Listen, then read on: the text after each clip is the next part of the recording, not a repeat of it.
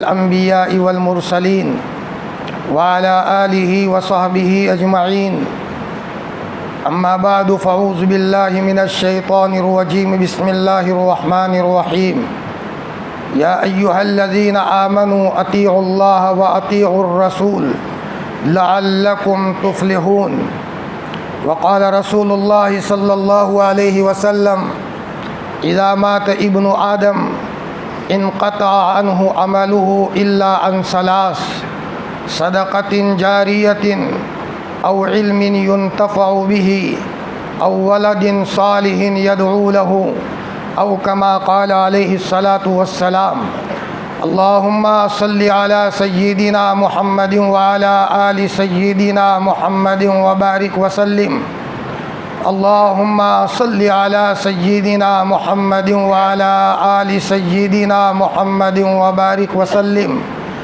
अल्लाहुम्मा सल्लि अला सय्यिदिना मुहम्मदिन व अला आलि सय्यिदिना मुहम्मदिन व बारिक वसल्लिम।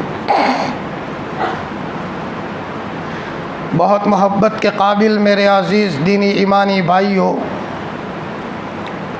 हज़रत नबी करीम सल्लल्लाहु अलैहि वसल्लम ने फ़रमाया कि जब आदम का बच्चा दुनिया से मर कर जाता है, अमल का सिलसिला ख़त्म हो जाता है। अब नमाज़ें नहीं पढ़ सकते, रोज़े नहीं रख सकते, हज नहीं कर सकते, उम्रा नहीं कर सकते, किसी गरीब के घर की सेवा नहीं कर सकते, अब वो सब ख़त्म। लेकिन तीन चीज़ें ऐसी हैं जो मरने के बाद भी बाकी रहती है। मरने के बाद भी ये मरने वाला कब्र में जा कर के सोया हुआ है, लेकिन अल्लाह पाक उसके तीन अमल का बदला और तीन अमल का गोया के नतीजा उसकी कब्र में अल्लाह पाक बराबर पहुंचाते रहते हैं। समझदार है वो आदमी जो अपने मरने पर अमल का सिलसिला मुनक़ते न कराए, बल्कि इन तीन बातों में से कोई न कोई बात अपनी ज़िंदगी में अपना लें, इसलिए कि मरने के बाद हमें इसकी ज़रूरत है। मरने के बाद जब अकेले सोए होंगे कब्र में, इन तीन अमल में से कोई न कोई अमल किया होगा तो उसके नतीजे में अल्लाह पाक हमारी कब्र को रोशन करेंगे, उसका सवाब पहुंचता रहेगा। ये एरे गहरे की बात नहीं है, यह हज़रत मुहम्मदुर रसूलुल्लाह सल्लल्लाहु अलैहि वसल्लम की बात है, जिसके सच होने में किसी किस्म का कोई शुबा नहीं। आपने जो बात फरमाई 100% सही है। आँख का देखा हुआ गलत हो सकता है, कानों से सुना हुआ गलत हो सकता है, लेकिन आप अलैहिस्सलातु वस्सलाम ने जो बात फरमाई उसमें कोई शक की गुंजाइश नहीं। मिसाल के तौर पर हज़रत नबी करीम सल्लल्लाहु अलैहि वसल्लम ने फरमाया, माँ की बद्दुआ मत लो, तबाह हो जाओगे। हज़रत मौलाना दीनपुरी साहब फरमाते हैं, मैं एक मर्तबा बात करके जा रहा था, एक जवान ने मुझे रोका, मौलाना जी रुको। कपड़ा हटाया अपने पाँव पर से और कहा, मौलाना जी लोगों को मेरी इबरत का वाक़या सुनाओ। कहा, क्या वाक़या है बेटा? फरमाया, एक मर्तबा मैंने मेरी वालिदा को नाराज़ कर दिया तो मेरी वालिदा ने कहा, तेरा पाँव सड़े। जुमला निकल गया माँ की ज़बान से।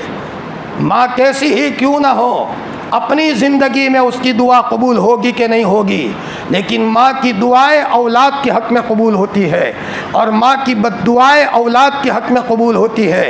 ये जुमला माँ ने कह दिया, आसमानों पर चला गया और अर्श तक पहुँच गया।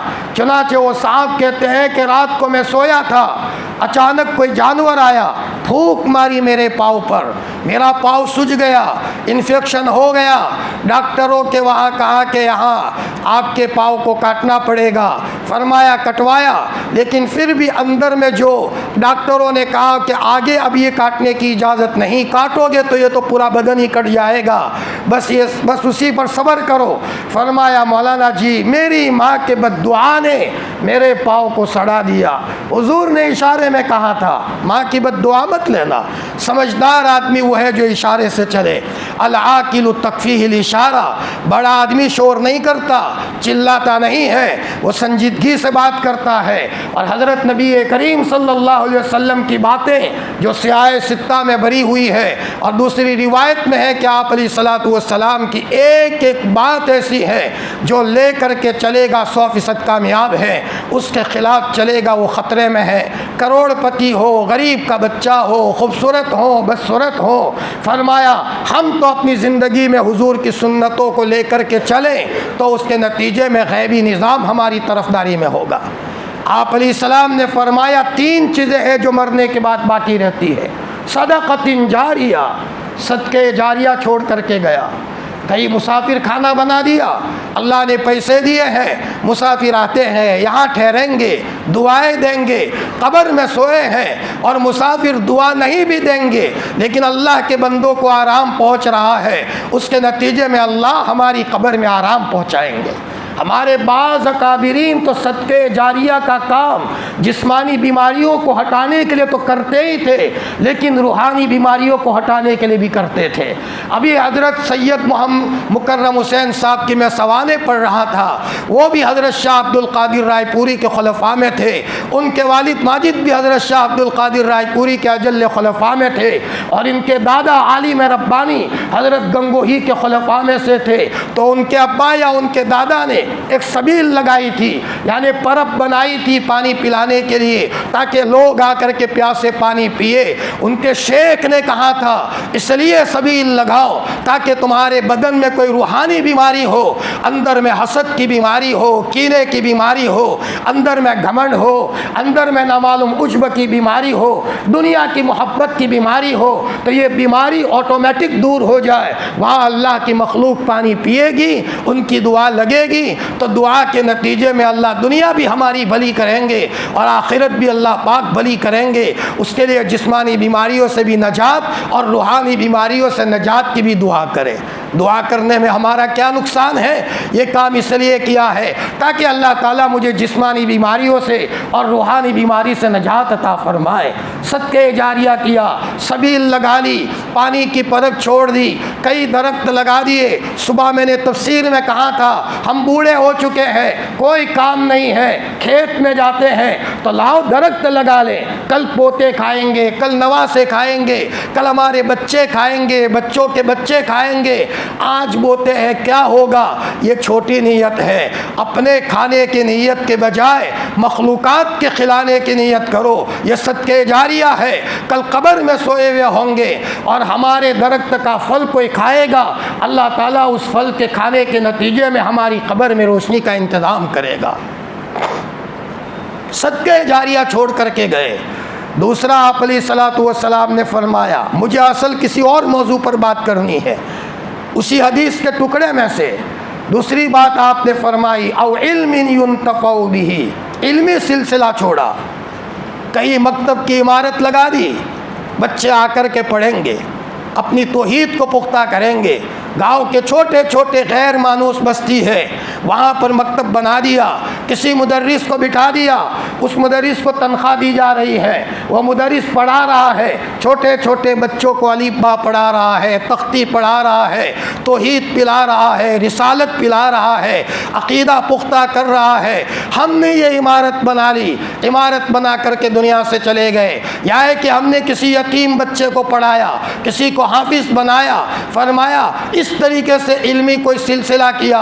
किसी को कोई किताब की ज़रूरत थी, हमने उसमें पैसे खर्च किए, उसने किताब छपा कर के लोगों में तकसीम की, लोगों में दीनदारी आई। फरमाया कल हम मर कर के चले जाएंगे, हमारे ज़रिए से जो आलिम बना, हाफिज़ बना, वो आगे जितनों को आलिम बनाएगा, सिलसिला क़यामत तक चलेगा। फरमाया उन सब का सवाब हमारे कब्र में पहुँचेगा। हमारे एक उस्ताद थे, अगर उनका कोई शागिर्द पढ़ाना बंद कर देता तो हज़रत फरमाते थे हमारी एक दुकान बंद हो गई। माशाअल्लाह दुकान चल रही थी और दुकान का सिलसिला बंद हो गया। फरमाया इल्मी सिलसिला आदमी दुनिया से छोड़ करके जाए, मकतब की शक्ल में, मदरसे की शक्ल में, किसी को आलिम और हाफिज़ बनाने की शक्ल में, फरमाया कल मर करके जाएंगे, कब्र में ये काम आने वाला है। ये दो चीज़ें। तीसरी चीज़ जिसके ऊपर मुझे कहना है, आप अलैहिस्सलातु वस्सलाम ने फरमाया अव्वलदिन सालिहिन यदऊ लहू, या नेक औलाद छोड़ी जो उसके लिए दुआ करे। नेक औलाद छोड़ करके दुनिया से गया है। इंसान के असबाब की दुनिया में सबसे बड़ा जी मेहमानों के लिए ऐलान है, गाड़ी रास्ते में पड़ी है, गाड़ी 890 नंबर रखी है, 890 नंबर जीजे 24।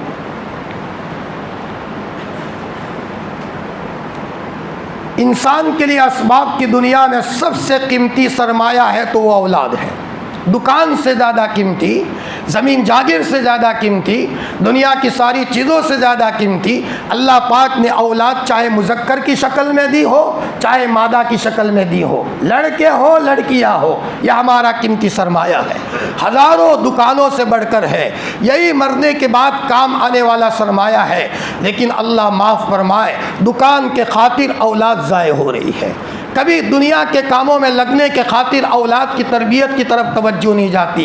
ये असलाफ से हटा हुआ निज़ाम है।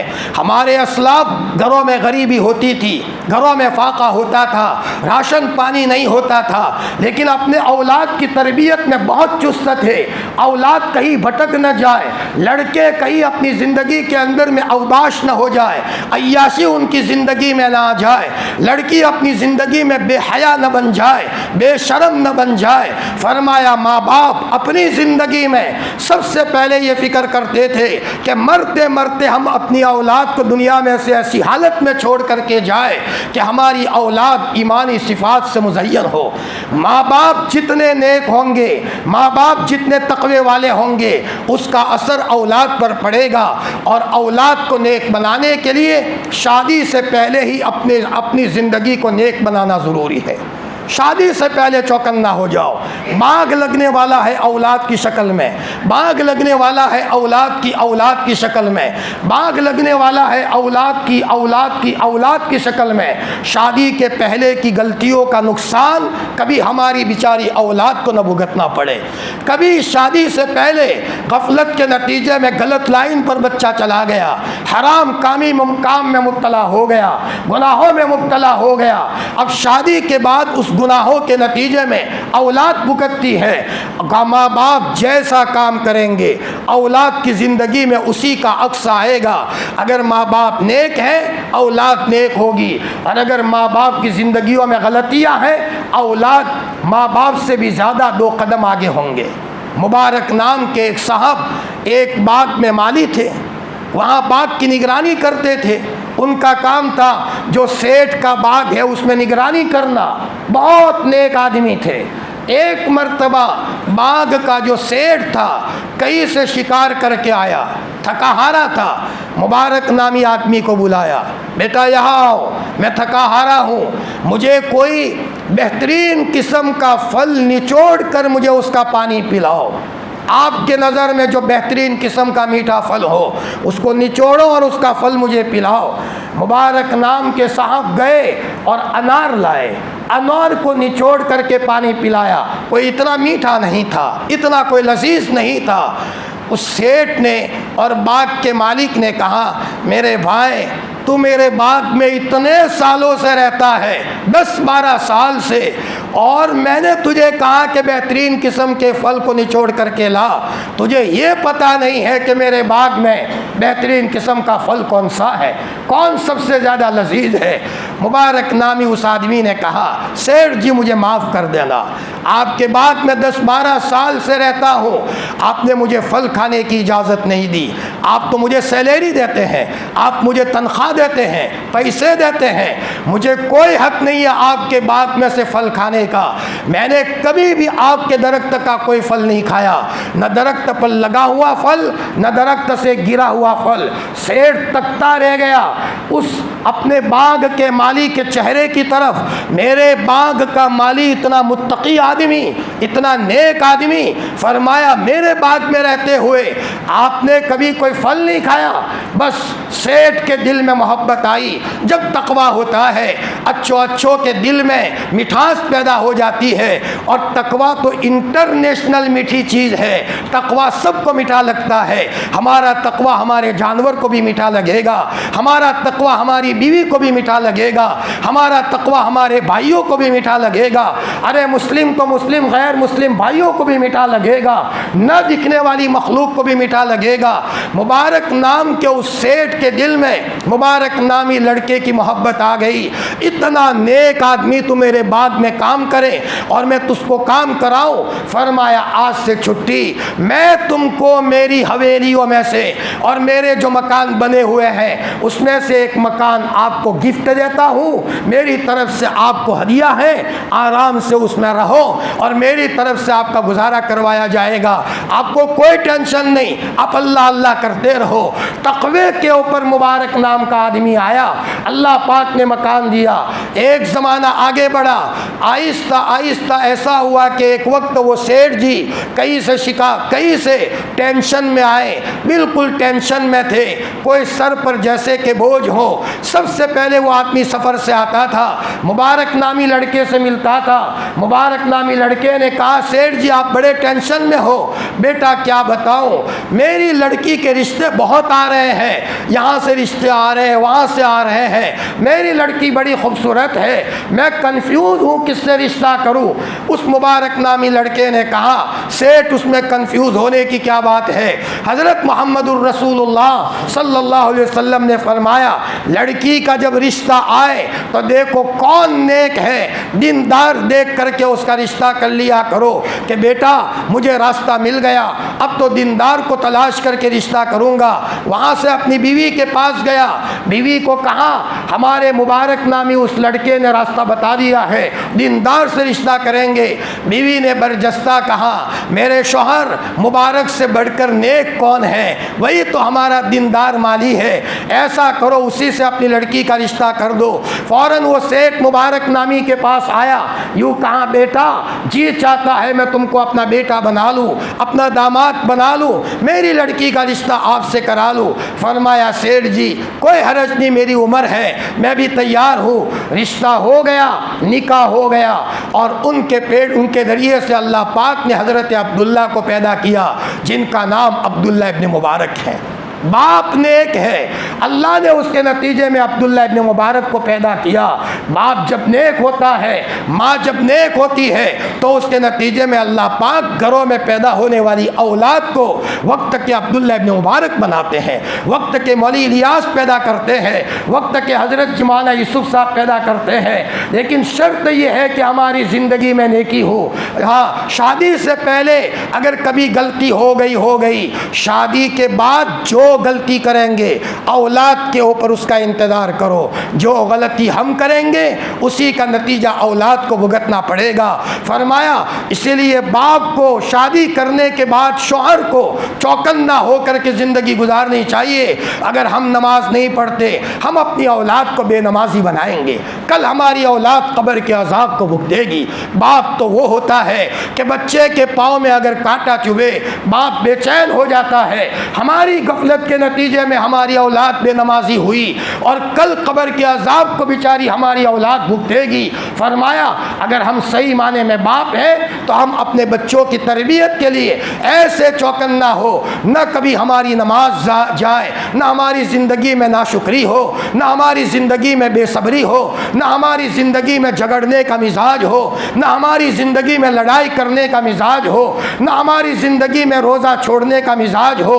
जो गलती हम करेंगे वो गलती हमारी औलाद कल करेगी। और अगर हमने अपनी ज़िंदगी तक़वे से गुजारी है, फरमाया अज़ान हुई, हम दौड़े दौड़े बड़े मस्जिद में आए, हमारे छोटे छोटे बच्चे देख रहे हैं हमारे अब्बा अजान के बाद सीधे मस्जिद जाया करते हैं। बच्चों को कहना नहीं पड़ेगा, ऑटोमेटिक हमारे बच्चे नमाजी बनेंगे। बच्चे देखते हैं हमारे अब्बा सुबह उठकर तकिए पर रखकर कुरान पढ़ते हैं और पाबंदी से यासीन शरीफ पढ़ने का मामूल है। छोटे छोटे बच्चे भी ये सीखेंगे। बच्चे देखते हैं कि हमारे अब्बा से उनके भाई वगैरह लड़ाई करते हैं, हमारे अब्बा कभी लड़ाई नहीं करते, अब्बा अखलाक से जवाब देते हैं। कल हमारे बच्चे अपने घर में रहेंगे, इधर उधर लोगों से झगड़ा करने के बजाय अखलाक के ज़रिए से उस मसले को निपटेंगे। फरमाया बच्चे देखते हैं कि दुनिया के लोग आवारगी में ज़िंदगी गुजारते हैं, लेकिन हमारे बाप अपने घर में आकर के अल्लाह का जिक्र करना और घरों के अंदर में अच्छी तालीम करना और बच्चों की तरबियत की फ़िक्र करते हैं। उसी के नतीजे में कल हमारी औलाद सुधरेगी। और औलाद को सुधारने के लिए बोलना ज़रूरी नहीं है, सिर्फ अपनी ज़िंदगी का सिस्टम सही कर दे। छोटी छोटी चीज़ें बच्चों को सिखाए। दस्तरखान पर बैठे, देखो बेटा अल्लाह ने दिया, अब रोज़ बाप कह रहा है अल्लाह ने दिया। कितने गरीब के बच्चे हैं बेटा, सूखी रोटी का टुकड़ा इनको नसीब नहीं है। बेटा दुआ पढ़ के खाया करो, अल्लाह का शुक्र अदा करो। कल बाप दुनिया से चला जाएगा, बच्चे कहेंगे कि मेरा बाप बड़ा शुक्रगुजार था, दस्तरखान पर बैठता था, हमेशा गरीबों को याद करता था। हमारे अकाबिरीन ने अपने बच्चों की तरबियत ऐसी की। हज़रत शेख फरमाते हैं मैं छोटा सा था, मेरी वालिदा अगर कोई फ़कीर का बच्चा दरवाजे पर आता था, मेरी माँ कहती थी बेटे ज़करिया ले ये पैसा तू गरीब को दे आ, ताकि तेरे दिल में गरीब की मोहब्बत आए और तेरे दिल में गरीब की ज़रूरत पूरा करने का जज्बा हो। हज़रत शेख रहमतुल्लाह अलैह फरमाते हैं मेरी माँ की तरबियत न होती तो आज ज़करिया को गरीबों का ख्याल रखने का जज्बा न होता। फरमाया ये माँ बाप की तरबियत का नतीजा होता है। शेखुल इस्लाम हज़रत मौलाना सैयद हुसैन अहमद मदनी नव्वरल्लाहु मरक़दहू, एक मरतबा हज़रत को आसाम का सफ़र था। सफ़र के मौके पर किसी खादिम को कह दिया मैं सफ़र में जा रहा हूँ, असद की खबर रखना। मौलाना अरशद मदनी के बड़े भाई मौलाना असद मदनी अभी छोटे थे, कहा असद की खबर रखना, कई आवारगी में न चला जाए, शरारत न करें। हज़रत मदनी को पता था हमने हमारे वालिद से जो अल्लाह का ताल्लुक़ पाया है, मेरा बच्चा असद भी पाले, कल मेरा बच्चा कहीं ज़ाये न हो। हज़रत चले गए, इत्तिफाक के गाड़ी नहीं मिली और हज़रत वापस आए। खादिम को कहा कि असद कहाँ है? फरमाया इतने में कहीं होगा, तलाश करो। तलाश किया गया तो देवबंद के किसी कोने में कोई खेल रहे थे। हज़रत शेखुल इस्लाम मौलाना हुसैन मदनी के पास जब लाया गया, हज़रत मदनी ने पिटाई करते हुए कहा बेटा असद दुनिया में खेलने आए हो, मैं तो चाहता हूँ तुम्हारी ज़िंदगी में बेटा अल्लाह का ताल्लुक़ पैदा हो।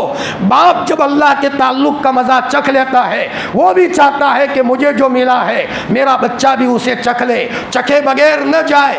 हज़रत मौलाना असद साहब को फरमाया एक मरतबा देखा गया कि वहाँ दिल्ली के प्लेटफार्म पर अल्लाह अल्लाह का जिक्र एक शेर कर रहा है, प्लेटफार्म पर घूम रहा है। हज़रत फरमाते थे मेरे वालिद की तरबियत के नतीजे में रोज़ाना 3000 मरतबा ज़िक्र क़ल्बी करने का मामूल है, ज़िक्र क़ल्बी करने का मामूल है।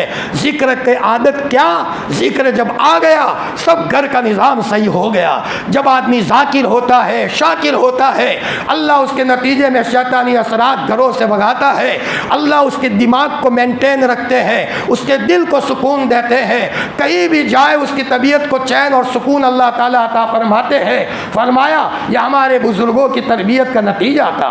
हज़रत मौलाना सज्जाद साहब नौमानी दामत बरकातुम फरमाते हैं मैंने मेरे वालिद माजिद मौलाना मंजूर नौमानी को देखा, कभी कभी जाते थे और वहाँ यूपी के अंदर में 3 पहियों की रिक्शा पर जब कोई चला करके ले जाता था, जो यूपी की रिक्शाएँ होती है पैंडल वाली, तो मेरे वालिद देखते थे कि एक गरीब का बच्चा पैसे कमाने के लिए बेचारा रिक्शा चला रहा है और कहीं टीला आता था और कहीं टेकरा आता था। मेरे वालिद नीचे उतर जाते थे और रिक्शा को धक्का देते थे, इतना बड़ा आदमी साहिब निस्बत अल्लाह ने मकाम दिया है। और मौलाना शाह अब्दुल कादिर रायपुरी के चहीते थे, लेकिन धक्का देते हैं और रुमाल लेकर गरीब के बच्चे का पसीना पूछते हैं और दुआ देते हैं, भाई अल्लाह तेरे घर में सुखी करे, अल्लाह तेरे घर में बरकत दे।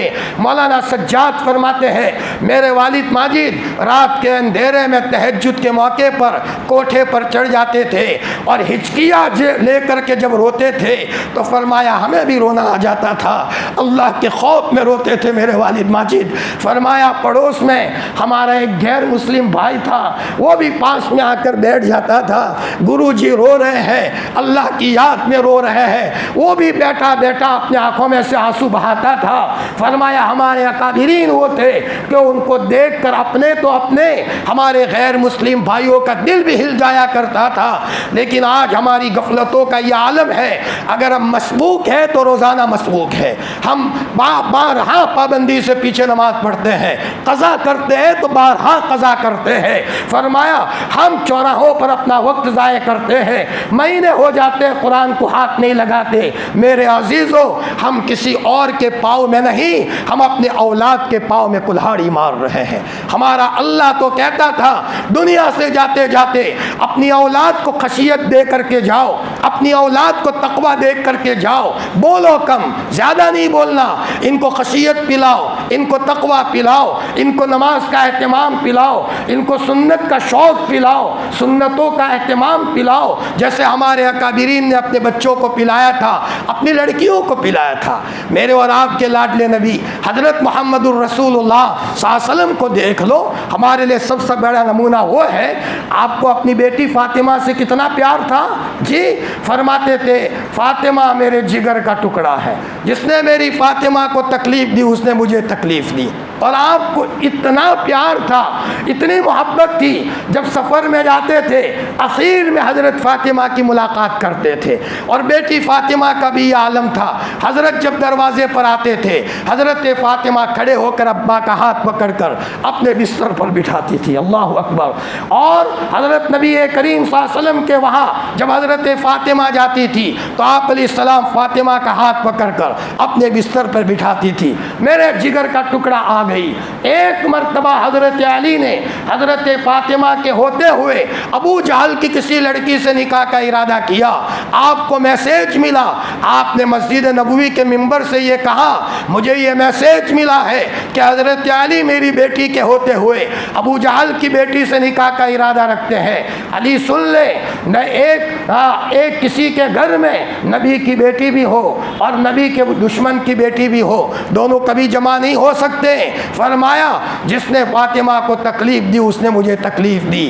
फ़ातिमा मेरे बदन का टुकड़ा है, गोश्त का टुकड़ा है। इतनी मोहब्बत थी। दुनिया से जाते जाते बुलाया, कान में कुछ कहा, हज़रत फ़ातिमा रोने लगी। थोड़ी देर में फिर बुलाया, कान में कुछ कहा तो फ़ातिमा हंसने लगी। औरतों ने पूछा, फ़ातिमा पहले रोई और बाद में मुस्कुराई। फरमाया पहले इसलिए रोई, अब्बा जी ने यह कहा कि बेटी मैं दुनिया से जाने वाला हूँ। जब ये बात आई कि ये मेरा नूरानी बाप दुनिया से चला जाएगा, मैं कैसे बर्दाश्त कर सकती हूँ, मुझे रोना आया। फिर अब्बा ने बुलाया, यूँ कहा बेटी मत रो, सारे घर में सबसे पहले मुझसे अगर कोई मिलेगा तो तू बेटी मुझसे मिलने वाली है। तो मेरा कलेजा ठंडा हो गया। इतनी मोहब्बत थी आपको हज़रत फ़ातिमा से, लेकिन तरबियत कैसी की है। अल्लाह अकबर। दुनिया से जाने का वक्त करीब आया है हज़रत फ़ातिमा रज़ी अल्लाह तआला अन्हा का। तो हज़रत फ़ातिमा ने हज़रत अली को बुलाया, अली यहाँ आओ, मुझे आपको कुछ कहना है। हज़रत अली ने कहा कहो फ़ातिमा क्या कहना है, तुम हुजूर की लाडली बेटी हो, हसन हुसैन की माँ हो और तुमने मेरे घर में ज़िंदगी गुजारी है और तुम जन्नत की औरतों की सरदारन हो, क्या तुम्हारी तमन्ना है। फरमाया अली देखो, जब से मैं उम्र लायक हुई हूँ मेरी गलत निगाह किसी गैर महरम पर नहीं पड़ी और किसी गैर महरम की गलत निगाह मेरे ऊपर नहीं पड़ी। फरमाया जब मेरा इंतकाल हो जाए अली रात के अंधेरे में मेरा जनाजा लेना, रात के अंधेरे में मेरा जनाजा लेना, मेरे कफन के कपड़े पर किसी की निगाह न पड़े। यहाँ पहुंचकर मैं रुक जाऊं थोड़ी देर के लिए। ये पूरा मजमा बैठा है। हम अपने बच्चियों की तरबियत के मामले में कितने गाफिल हैं। अल्लाह माफ़ फरमाए, अल्लाह हिफाजत फरमाए। कभी मैसेज आता है फ़लानी बच्ची भाग गई, कहाँ चली गई कि ईमान हाथ से निकल गया। कल ये बच्ची हमारा गरीबान नहीं पकड़ेगी, कल ये बच्ची हमारा गरीबान नहीं पकड़ेगी। ये बच्ची को तो हम विलायत के मकाम तक पहुँचाते, हम राबिया बसरिया बनाते, हज़रत सफ़िया बनाते। फरमाया हज़रत गंगोही फरमाते थे, दुनिया की लड़कियों को कपड़ों का शौक़ है, मेरी सफ़िया को किताबुल्लाह की तिलावत का शौक़ है। अल्लाह अकबर। हज़रत फरमाते थे, अगर लड़कियों को इजाज़त होती कि बैत करे तो मैं कहता मेरी सफ़िया को कि बैत करे। अल्हम्दुलिल्लाह मेरी सफ़िया को मैंने अल्लाह के ताल्लुक से वो पिलाया है। ये हमारे अकाबिरीन थे जो अपने बच्चियों को पिलाकर और विलायत का रंग चढ़ा कर के दुनिया से जाते थे। हम भटके हैं, बहुत भटके हैं। माफ़ करना मेरे भाइयों, शायद मेरी ये बात कड़वी हो, लेकिन इसलिए कहता हूँ कि ये पूरा एक घराना है। उम्मत मुस्लिमा के सब लोग एक घर की तरह है। क्या ये दुख न हो, हमारी बच्ची जो कुरान को हाथ लगाने वाली थी, जो कुरान पढ़ने वाली थी, अल्लाह अल्लाह करने वाली थी, ला इलाहा इल्लल्लाह का विर्द करने वाली थी, वो जाकर के किसी पत्थर के सामने पेशानी झुकाने लगे और फरमाया फेरी फेर करके अपना निकाह किसी और जगह पर करे तो ये ज़िंदगी का दुखड़ा नहीं है तो क्या है। फरमाया ज़मीन में 10 जाने के बराबर है। जो बच्ची बचपन में अपने माँ का दामन हटा कर कहीं नहीं जाती थी, मेरी माँ को छोड़कर मैं कहीं न जाऊँ, हमारी गफलतों के नतीजे में और हमारी बच्चियों के ऊपर तवज्जो न होने के नतीजे में जिधर इलाके में जाओ, मशरिक जाओ, मगरिब जाओ, शिमाल जाओ, जुनूब जाओ, कि मुसलमान की बच्ची भाग गई। हम ही हल्के हैं, हमारे अलावा कोई नहीं है। और अपने माँ बाप को छोड़ा, मामू को छोड़ा, नाना को छोड़ा, जी अपने चचा को छोड़ा, और बड़ी बात यह है किताबुल्लाह को छोड़ दिया, मज़हब इस्लाम को छोड़ दिया। ये हमारी गफलतों के नतीजे में है।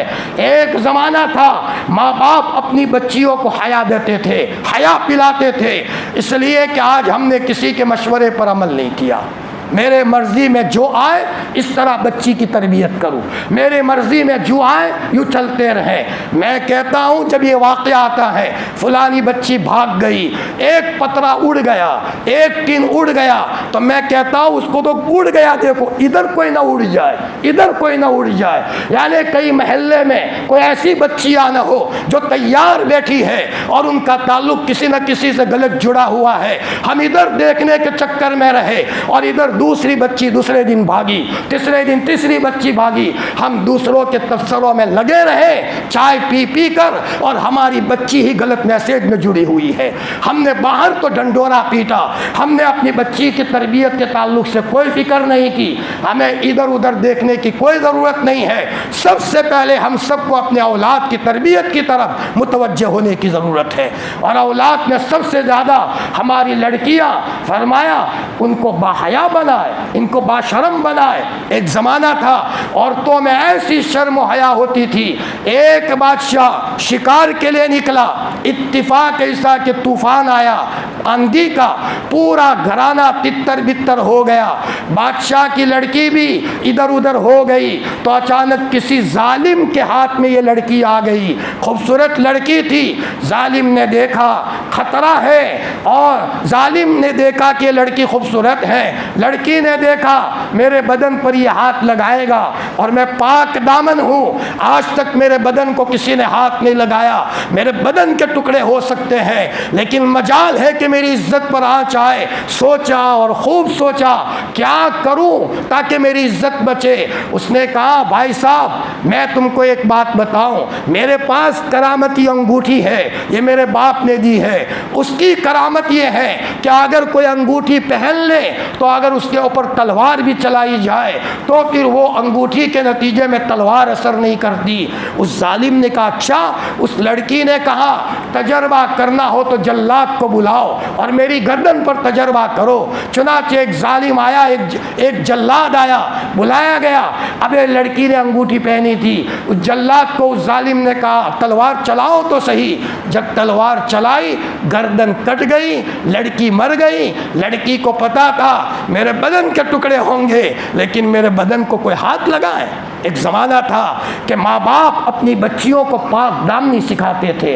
अल्लाहुम्मा इन्नी अस्अलुकल इफ़्फ़ा, ए अल्लाह मैं तुझसे पाक दामनी का सवाल करता हूँ। फरमाया आज ये पाक दामनी के ताल्लुक़ से बहुत गड़बड़ी का मामला है, अल्लाह हिफाजत फरमाए। हमारे पास एक जवान आया, जैसे यहाँ एक निज़ाम है इसी तरह एक जगह एक निज़ाम था। जवान फूट फूट कर रोने लगा। बेटा क्यों रो रहा है? मौलाना जी 1 साल हुआ, शादी हुई, लेकिन क्या कहना, मेरी घरवाली मोबाइल लेकर के आई तो मोबाइल का कोड नंबर मुझे बतावे ही नहीं ताकि मैं खोलूं, और खोलूं तो उसका भाना खुल जाए, राज खुल जाए। मौलाना जब मोबाइल का कोड नंबर लिया गया, ज़बरदस्ती मैंने खुलवाया तो कितने लोगों के मैसेज थे, मौलाना दिल में से लड़की उतर गई है, तलाक दे दूँ मैं उसे। फरमाया हालांकि हमल हो गया था, पेट में बच्चा था। हमने कहा बेटा सब्र करो, मौलाना दिल में से लड़की उतर गई है। यहाँ पहुँचकर हम कहते हैं इससे बड़ा कोई पाप नहीं है कि किसी को लड़की तरबियत किए बगैर दो। वो बेचारा जवान रो रहा है, शादी की सारी तमन्नाएँ उसकी ख़त्म हो गई। वो ये कहता है शादी न करता तो अच्छा। हर आदमी ये चाहता है, हर जवान ये चाहता है मेरे निकाह में आने वाली लड़की बाइज्जत हो, बाइफ़्फ़त हो, पाक दामन हो। हर एक की तमन्ना है, आमी हो, आलिम हो, पढ़ा लिखा हो, अनपढ़ हो, जी ताजिर हो, गरीब हो, मालदार हो। फरमाया हम अपनी बच्चियों को कोई ज़्यादा नॉलेज नहीं देंगे, नहीं मर जाएगी। फरमाया सहाबाओं के घरों में देखो, खुद मेरे और आपके लाडले नबी मोहम्मदुर रसूलुल्लाह सल्लल्लाहु अलैहि वसल्लम के घर में 2-2 महीने तक चूल्हा नहीं जलता था। एक मर्तबा हज़रत आयशा ने हज़रत उर्वा को कहा, अपने भांजे को कहा, भांजे मैं तुमको क्या बताऊं, 3-3 चांद देख लेते थे और घर में चूल्हा नहीं जलता था। हज़रत आयशा कहते हुए रो रही है, हज़रत उर्वा भी रो रहे हैं। फरमाया भांजे घरों का ये आलम था, लेकिन हमारी किसी माँ ने जा कर के, हमारी नबी के पाक बीवियों ने अपने मैके में जा कर के शिकायत नहीं की। फरमाया हुजूर के घरानों का ये आलम था, और हमारी पाक माए चमड़ा पका कर ये बेचती थी, और जब पैसे आते थे तब सदका किया करती थी, घर का गुजरान होता था। फरमाया ये हाल था हमारी पाक माओं का, लेकिन अल्लाह अकबर क्या घरों की ज़िंदगियों के तकवे का आलम था। हम हमारी बच्ची को ज़्यादा सामान न दे, सोना चांदी का हार न दे, रुपए पैसे न दे, कोई जहेज़ का सामान न दे, लेकिन हम अपनी बच्ची को रवाना करें। उस वक्त कहे बेटी मैंने तेरी बड़ी मोहब्बत से तरबियत की है, सामने वालों को कहे मैंने मेरी बच्ची की बड़े अच्छे अंदाज में तरबियत की है, किसी गैर महरम ने मेरी बच्ची से बात नहीं की है। 100% 100% मैं दिल पर हाथ रख कर ये बात करता हूँ, इंशाअल्लाह वो घराना खुश होगा। हमारे घरों में गरीब बच्ची आए चले, लेकिन ऐसी बच्ची आए जो अपने शौहर से प्यार करे, अपने शौहर से मोहब्बत रखे। अब्दुल्लाह इब्न मसूद फरमाते थे अगर तुम बेशर्मी में लगोगे शादी की लज्जतों से महरूम हो जाओगे, और तुम्हारी बच्चियाँ गलत ताल्लुक़ में लगेगी शादी की लज्जतों से महरूम हो जाएगी। हम भोले पड़ गए, जाने और अनजाने में हमारी बच्ची को कहीं किसी के घर भेज दिया, कहीं सिलाई मशीन सीखने के लिए भेज दिया, कहीं कहाँ भेज दिया। बच्ची तो नज़रों के सामने रहे, फरमाया शादी होने तक, बल्कि शादी के बाद भी माँ बाप की निगरानी रहे। मेरी बच्ची कहाँ जाती है? फरमाया इसलिए कि हमें अपनी बच्ची के कोख से कल मौली इलियास जन्म ले, मौली यूसुफ जन्म ले, हम अपनी बच्ची को तक़वे के साथ वहाँ भेजें। बच्ची जब नेक होती है, जिस घर में जाती है उस घर को जन्नत का नमूना बनाती है। मेरे और आपके लाडले नबी ने कैसी तरबियत फरमाई थी मेरे भाइयों। लेकिन आज हमारी गफलतों के नतीजे में हमारे बच्चे हमारे हाथों से निकल रहे हैं, हमारी बच्चियां हमारे हाथों से निकल रही है। और फरमाया अगर हमने इनकी तरबियत नहीं की और बच्चा गलत रास्ते पर चला गया, बच्ची गलत रास्ते पर चली गई, बस बहुत सारी लिस्ट है, बहुत से सूबों में, बस कोर्टों में लिस्ट है कि फ़लानी लड़की फ़लाने के साथ, फ़लानी लड़की की फलाने के साथ, नाम मुसलमान बच्ची का है और किसी और के साथ जा रही है। ये हमारी तरबियतों के नतीजे में हुआ। हज़रत नबी करीम सल्लल्लाहु अलैहि वसल्लम ने फरमाया था, एक ज़माना आएगा सुबह को आदमी मुसलमान होगा, शाम होते होते इस्लाम से निकल जाएगा, शाम को मुसलमान होगा और सुबह होते होते इस्लाम से निकल जाएगा। वो ज़माना हमने नज़रों में देख लिया। चाहे फिर तरबियत न होने के नतीजे में, चाहे आमी की बच्ची हो, चाहे आलिम साहब ने तरबियत नहीं की उनकी बच्ची हो, चाहे बड़े इदारे में पढ़ाने वाले मुफस्सिर साहब हो या बड़े इदारे में पढ़ाने वाले मुहद्दिस हो, फरमाया तरबियत जो करेगा उसके घर में अच्छा अंदाज होगा और जो तरबियत से गफलत करेगा उसका खमियाजा उसकी औलाद को भुगतना है। और कल वो औलाद बेचारी जब ज़ाय हो जाएगी वो रोते रोते कहेगी, मेरे माँ बाप ने मेरी तरबियत की होती तो मैं इस मकाम तक न होता। मेरे अजीज़ दीनी भाइयों, अपने बच्चों को बचपन से तरबियत करने की ज़रूरत है। हज़रत मौलाना सज्जाद साहब फरमाते हैं, मेरी वालिदा ने तरबियत की और मेरी वालिदा ज़ाकिरा शाकिरा थी। जी फरमाया, अभी ईद का चांद तुलू होने वाला है, एक रमज़ान से कपड़ों के तस्करे, तिलावत नहीं है, ज़िक्र नहीं है घरों में, और एक रमज़ान से बस ईद आ रही है। तो ईद का मतलब तो ये है कि अल्लाह तक़वे का चांद तुलू फरमाएंगे। ईद तो सब की आती है, तकल्लुफ़ में इतना तो न लगा जाए कि ईद के मौके पर हमारी औरतें और हमारी बच्चियाँ बेशर्मी में कहीं बाज़ारों में जाए और कहीं मेला लगा हुआ है मेलों में जाए और कहीं नहलाने के लिए तालाब का इंतज़ाम किया है, माशाअल्लाह अपनी औरतों को लेकर के जा रहे हैं, लड़कियां नहा रही है, नज़ारा लोग देख रहे हैं। हज़रत नबी करीम सल्लल्लाहु अलैहि वसल्लम के कलेजे को क्या होता होगा, हज़रत फ़ातिमा के कलेजे को क्या होता होगा। हमारा नबी तो मदीना की गलियों गलियों में हया और शर्म सिखा करके गया था। और मेरे भाइयों याद रखो, हमारे घर की पूंजी हया है, हमारे घर की पूंजी गैरत है। एक मर्तबा गैरत जिस घर से निकल जाती है दोबारा गैरत पलट करके उस घर में नहीं आती। एक मर्तबा हया जिस घर से निकल जाती है दोबारा हया उस घर में नहीं आती। अपने आप को शर्मीले रखो, शर्म अच्छी चीज़ है, जितनी शर्म हो इतना अच्छा है। अगर बहू अपने खुसर से अगर शर्म रखती है, ज़्यादा नहीं बोलती, अच्छी बात है। फरमाया अगर आपस में जितनी शर्म व हया का लिहाज होगा, अल हया शोबतुम मिनल ईमान, हया ईमान का शोबा है। अल्लाह के रसूल ने ये ईमान का शोबा सिखाया था। एक मर्तबा हज़रत नबी करीम सल्लल्लाहु अलैहि वसल्लम ने फरमाया कि अगर कोई किसी को देखे कि गुनाह का काम कर रहा है, जी बुराई का काम कर रहा है, जीना का काम कर रहा है, कोई देख ले, 4 गवाह लाए, 4 गवाह लाए ताकि उसके ऊपर सज़ा लगे। एक साहबी हज़रत साद ने फरमाया, या रसूल अल्लाह, मैं अपने घर में अगर अपनी बीवी के साथ ये माजरा देखूं तो क्या मैं गवाह लेने जाऊंगा? ये हज़रत को कह रहे, नबी करीम सल्लल्लाहु अलैहि वसल्लम को। फरमा जी गवाह लाने पड़ेंगे। हज़रत साद ने फरमा, हुजूर उसी वक्त मैं तो तलवार के ज़रिए से गर्दन उड़ा दूँगा। आपने फरमाया उन लोगों को देखो देखो तुम्हारा सरदार कितना गैरतमंद है। आपने फरमाया साद जितना गैरतमंद है उससे ज़्यादा मैं गैरतमंद हूँ, अना अग़यरु मिन्हु। और फिर आपने आगे की बात फरमाई, अल्लाह ताला मुझसे भी ज़्यादा गैरतमंद है। अब गैरत ख़त्म हो गई। हमारी औरतें अकेली दुकानों में जाती हैं और दुकान वाले हमारी बच्चियों का नंबर ले लेते हैं, व्हाट्सएप पर कांटेक्ट होता है, ताल्लुक़ होता है और हम आराम से बिस्तर में सोए हुए हैं। मेरे अजीज़ उठो, अपने बच्ची की खबर लो। कहीं बच्ची चुपके अपने चादर की आड़ में किसी कांटेक्ट में हो और रात के 3 बजे चुपके दरवाज़ा खोल कर बच्ची कहीं चली जाए और तुम तलाश करते फिरो। अब क्या तलाश करने की बात, अलीफ बात से तो फिक्र नहीं की, अब यहाँ आया है अब ढंढोरा पीटते हो, गाँव परेशान हुआ। फरमाया इब्तिदाई से अपनी बच्चियों को महफूज रखने के लिए ज़रूरी है अपनी बच्चियों को मशगूल रखो, घर में रखो, जहाँ जाओ साथ में रखो। इत्मीनान का मौका नहीं है। अरे सहाबा के ज़माने में सहाबा इत्मीनान नहीं करते थे।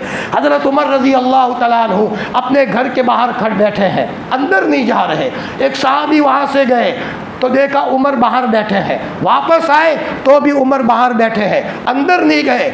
उमर बाहर बैठे हो, अंदर नहीं जाते। फरमाया भाई मेरी बेटी हफ्सा अकेली घर में है, मुनासिब नहीं है कि मैं घर में जाऊं और मेरी लड़की अकेली हो। ये हज़रत उमर कह रहे हैं। फरमाया जिनके बारे में हुजूर ने कहा था मेरे बाद अगर नबूवत का सिलसिला होता अल्लाह हज़रत उमर को नबी बनाते, और उमर जहाँ जहाँ जाते हैं हक़ इनके साथ घूमता है। फरमाया ये हज़रत उमर कह रहे हैं कि अपने बारे में इत्मीनान नहीं कर रहे। वमा उबर्रिउ नफ्सी इन्न नफ्स लअम्मारतुम बिस्सू, इसलिए कहा गया एक कमरे में वक्त का जुनैद बगदादी हो और दूसरा राबिया बसरिया हो, तीसरा शैतान होता है। शैतान दोनों के दिलों में गंदा ख्याल डालता है और ख़तरा है कि दोनों किसी गलती में मुलव्वस हो जाए। मेरे भाइयों सुन लो, हमारा बच्चा या हमारी बच्ची शादी से पहले एक मर्तबा कोई गलत ताल्लुक़ का हमने मौका नहीं दिया, इनकी ज़िंदगी में कभी तस्वुर नहीं आएगा गलत ताल्लुक़ करने का। और अगर हमने खबर नहीं रखी और हमारा बच्चा किसी गंदी हालत में मुलव्वस हो गया, कल शादी के बाद भी हमारे बच्चों की निगाहें अपनी बीवियों के अलावा फरमाया बाजार में होगी और इनके दिलों में चैन और सुकून नहीं होगा। हम अपने बच्चों पर रहम करें, अपनी औलाद पर रहम करें, और उसके लिए सबसे पहले हमें तक़वे पर आने की ज़रूरत है। हज़रत उमर अपनी ज़ात के बारे में मुतमईन नहीं हो रहे, बल्कि आप अलैहिस्सलातु वस्सलाम ने सिद्दीक़ अकबर को फरमाया था, सिद्दीक़ आयशा अकेली घर में हो तो तुम मत रहा करो। ये कह कर के आपको पता था सिद्दीक़ अकबर तो वलियों का सरदार है, सिद्दीक़ अकबर एक तरफ, पूरी उम्मत एक तरफ, कोई इनके ईमान को नहीं पहुँच सकता। लेकिन आपने ये मैसेज दिया जब सिद्दीक़ को मैं कह रहा हूँ तो तुम्हें तो ज़्यादा हिफाजत करने की ज़रूरत है। और आज के ज़माने में अगर कोई माँ बाप गफलत में रहे, ऐसा न हो 2 साल के बाद, 5 साल के बाद, 10 साल के बाद कई खून के आंसू रोने का मौका आए। फरमाया सारी इज्जत खाक में मिल जाती है। इसलिए मेरे भाइयों ज़रूरत है हम अपने औलाद की तरबियत में ज़र्रा बराबर भी गफलत न करें। हज़रत मौलाना सज्जाद साहब नौमानी फरमाते हैं कि मैं छोटा सा था और एक मर्तबा मेरी वालिदा बड़ी नेक थी। माओ की नेकियों का असर होता है और बाप की नेकी का असर होता है। हज़रत शेख रहमतुल्लाह अलैह जिन्होंने फ़ज़ाइल आमाल लिखी, नेक थे, अल्लाह ने लड़का दिया भाई तलहा। माशाअल्लाह किस मकाम तक अल्लाह ने पहुँचाया। हम चलते रहते हैं, हमें अपनी ज़िंदगी में इस्लाह की ज़रूरत है। अल्लाह ताला ने यहाँ तक पहुँचाया भाई तलहा को, हमेशा अल्लाह का ज़िक्र करते रहते थे।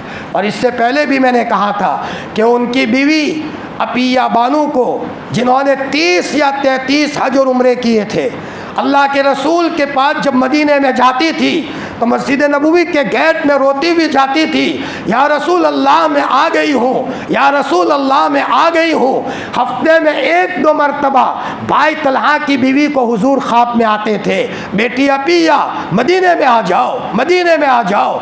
हुजूर के कब्र के पास बैठी है, सीने में तकलीफ़ उठी, आंखें बंद की, अल्लाह के रसूल सल्लल्लाहु अलैहि वसल्लम सामने आए।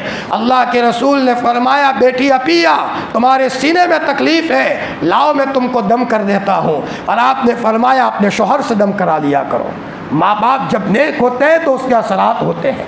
हमारे एक अजीज़ है मेरठ में, उन्होंने कहा मौलाना मेरी वालिदा कभी 4 दीवारी से बाहर नहीं निकलती, बहुत तकवे की पाबंद है। यूपी में बाज़ घराने तो ऐसे हैं जो काबिल रश्क है।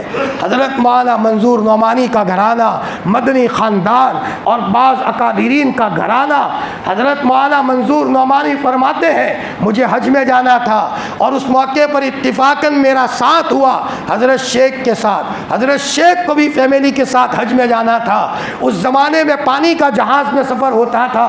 मौलाना मंजूर नौमानी फरमाते हैं मैं अपनी फैमिली को लेकर जब मौलाना यहाँ आया, मौलाना मंजूर नौमानी फरमाते हज़रत शेख के वहाँ आया तो मैंने देखा उनकी मस्तूरात में ऐसे पर्दे का एहतमाम था कि मजाल है कि कोई बहनोई अपनी साली से बात करें और कोई साली अपने बहनोई से बात करें। हमारे हज़रत मुफ्ती फ़ारूक साहब नव्वरल्लाहु मरक़दहू फरमाया उनकी छोटी लड़की ने अपने बहनोई से बात कर ली, अपने बनेवी से बात बात कर ली। हज़रत मुफ्ती फ़ारूक साहब को पता चला, अपनी छोटी लड़की को बुलाया, यहाँ तुझे किसने इजाज़त दी कि तू अपने बहनों से बात करे? क्यों बात की?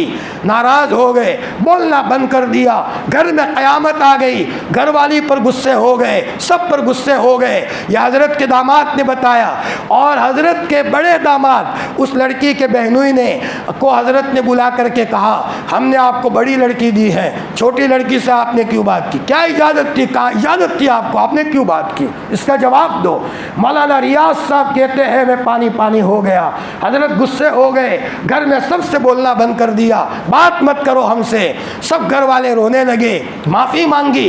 तब हज़रत ने कहा आइंदा ये गलती घर में ना हो, थोड़ी सी आँख निकालना ये बच्ची को मुस्तकबिल के हालात से बचा देता है। मौके पर टोक दिया, मौके पर गुस्सा कर दिया, कल हमारी बच्ची भटकने से बच जाएगी। फरमाया और जब आदमी दीन पर चलता है, किसी की परवाह नहीं करता, तो अल्लाह की मदद आती है।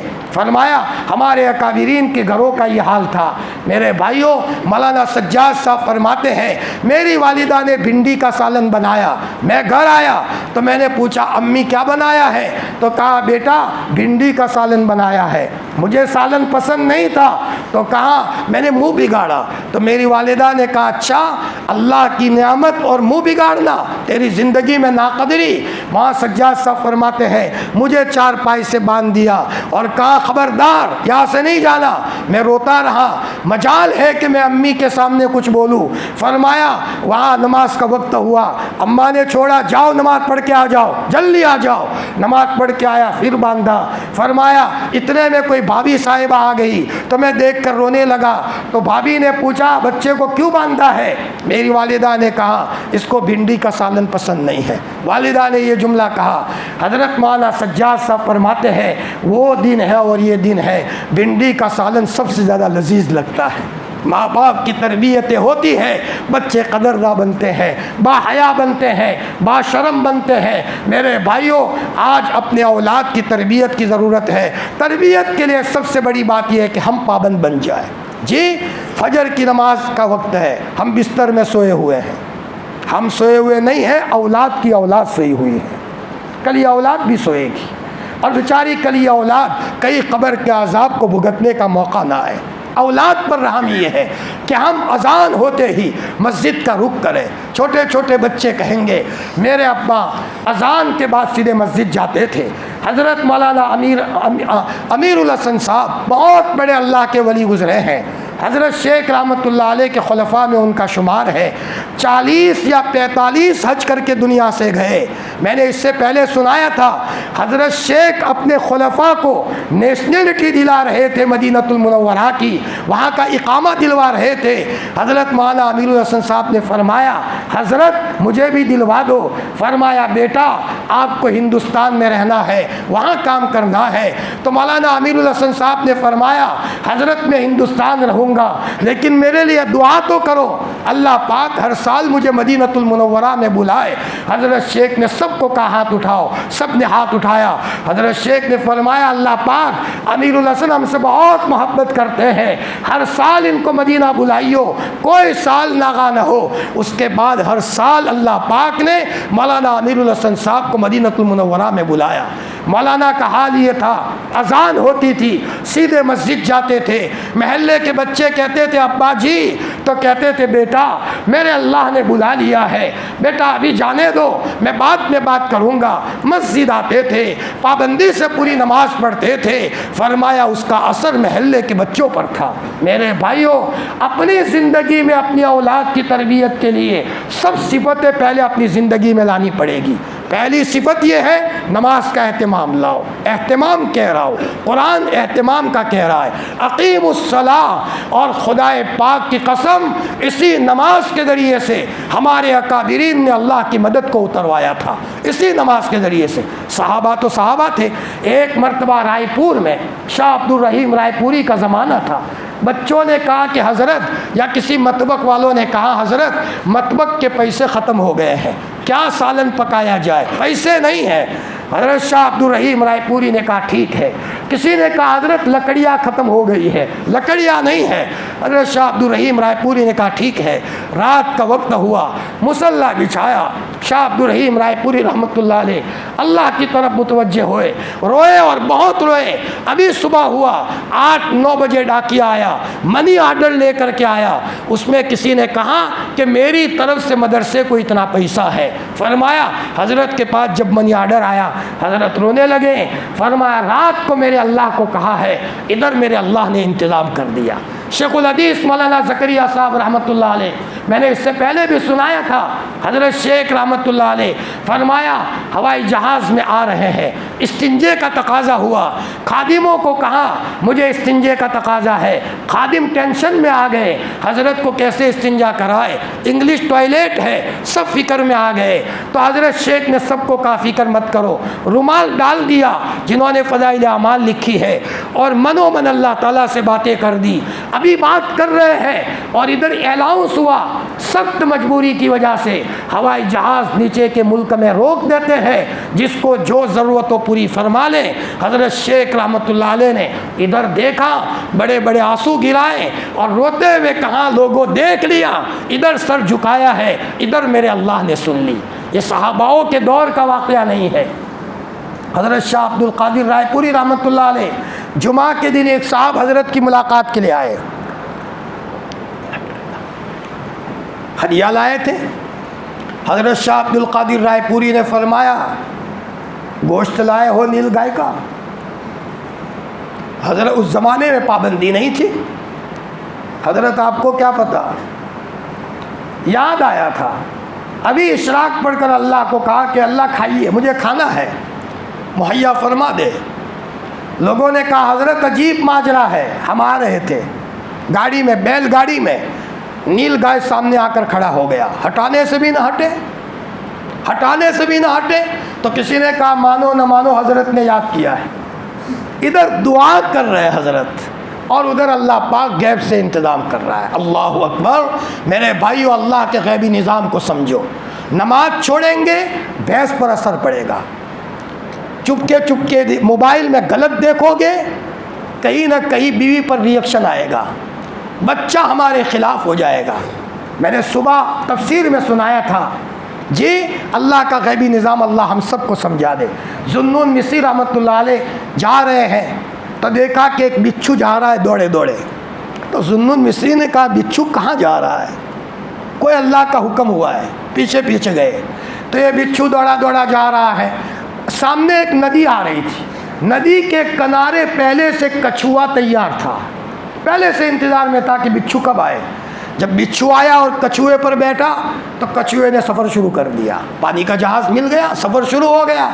नदी पार करके जुन्नून मिस्री रहमतुल्लाह अलैह भी एक पानी की कश्ती किराए पर ली, वो भी पीछे पीछे चले। आज तो अल्लाह का गैबी निज़ाम देखना है, ये है क्या, बिच्छू क्यों दौड़ रहा है और कहाँ जा रहा है। वहाँ नदी पार करने के बाद वो कछुआ उतरा, फ़ौरन बिच्छू नीचे उतरा, बड़ी तेज़ी से भागा। वहाँ एक शराबी आदमी शराब के नशे में पड़ा था और सांप उसको डसने की तैयारी में था। ये जंगली बिच्छू ने जा कर के उस सांप को डंक मारा, सांप वही मर गया और ये शराबी बच गया। जुन्नून मिस्री ने फरमाया मेरे रब्बा, मैं तेरे गैबी निज़ाम को देख रहा था, एक बिच्छू को तू कहाँ से भगा रहा है और कछुए के ज़रिए से यहाँ तक पहुँचाया, ये तो शराबी था। अल्लाह पाक ने फरमाया मेरे बंदे, शराबी था फिर भी मेरा बंदा था, अभी उसके मुक़द्दर में हयात थी, मैंने उसकी हिफाजत के लिए इंतज़ाम फरमाया। अल्लाह का गैबी निज़ाम। अबू लहब के एक बेटे ने अल्लाह के रसूल सल्लल्लाहु अलैहि वसल्लम को यहाँ से पकड़ा और यूँ कहा कि मोहम्मद तुम्हारी बेटी को तलाक। हुजूर का दिल चीर गया, आपको भारी लगा अल्लाह किसी की बेटी को तलाक हो जाए, और अगर दामाद यूँ करके इतने बड़े मकाम के नबी को यूँ बेइज्जती करें। आप अलैहिस्सलाम सरहानी गया, आसमान की तरफ देख करके कहा अल्लाहुम्मा सल्लित अलैहि कल्बम मिन किलाबिक, ऐ अल्लाह तेरे कुत्तों में से कोई कुत्ता उसके ऊपर मुसल्लत कर दे। वलियों की बद्दुआएं रंग लाती है, ये तो नबियों के नबी की बद्दुआ थी, आपने बद्दुआ दी। जब बच्चे ने जाकर के अबू लहब को सुनाया, अबू लहब ने कहा बेटा क्या कहा था मोहम्मद ने, फरमाया जुमला कहा। अबू लहब ने सर पकड़ लिया, कहा तू नहीं बच सकता, अब तू जिंदा नहीं रह सकता, तेरा मरना तय है, इसलिए कि मोहम्मद की बद्दुआ है सल्लल्लाहु अलैहि वसल्लम। अल्लाह हम सबको हुजूर का आशिक बनाए, एक एक अमल में हुजूर की सुन्नतों पर पर चलने की तौफीक अता फरमाए। फरमाया अब एक काफ़िला मुल्क शाम जा रहा था। उन्होंने कहा अबू लहब जी आप हमारे चौधरी हो, आपके बेटे को हमारे साथ मुल्क शाम भेजो। अबू लहब ने कहा भेजूँ तो सही, लेकिन मुझे डर है मेरा बच्चा बच नहीं सकेगा, बद्दुआ लग गई है मोहम्मद इब्ने अब्दुल्लाह की, लेकिन भेजना भी ज़रूरी है। ऐसा करो तुम ले जाओ, कोशिश करना जब रात को सोओ तो बीच में सुलाना, कोई तकलीफ़ देने वाला जानवर ना आए। काफ़िला जाता था, अबू लहब के उस बेटे को सब बीच में सुलाते थे। फरमाया आराम से सब सोए हुए हैं, आधी रात में कहीं से जंगल का शेर आता है, इसको सूंघा ये नहीं है, इसको सूंघा ये नहीं है, इसको सूंघा ये नहीं है, छलांग लगाकर बीच में गया, बीच में सुलाया था, उसको सूंघा ये है मुजरिम, मेरे महबूब को इसने सताया है। उसके गरीबान को वहाँ से पकड़ा, उसके गले को वहाँ से पकड़ा और उसको फाड़ कर जंगल का शेर भाग गया। ये है अल्लाह की कुदरत का निज़ाम। मेरे भाइयों अल्लाह का निज़ाम ये है, अल्लाह उसके रसूल की इताअत करोगे, अल्लाह हमारी पाँचों उंगलियां घी में करेंगे। सबसे बड़ा जॉब ये है, सबसे बड़ा जॉब क्या? अपने आप को अल्लाह की इताअत में ले आओ, अपने आप को हुजूर की इताअत में ले आओ। अल्लाह गैबी निज़ाम हरकत में लाएगा, सब रुकावटों को अल्लाह ताला दूर फरमाएंगे। अल्लाह पाक हमें अपने औलाद की तरबियत की तरफ खुसूसी तवज्जो करने की तौफीक अता फरमाए और हमें आप अलैहिस्सलातु वस्सलाम की एक एक सुन्नत के ऊपर इश्क के साथ चलने की तौफीक अता फरमाए। व आखिरु दावाना अनिल हम्दुलिल्लाहि रब्बिल आलमीन।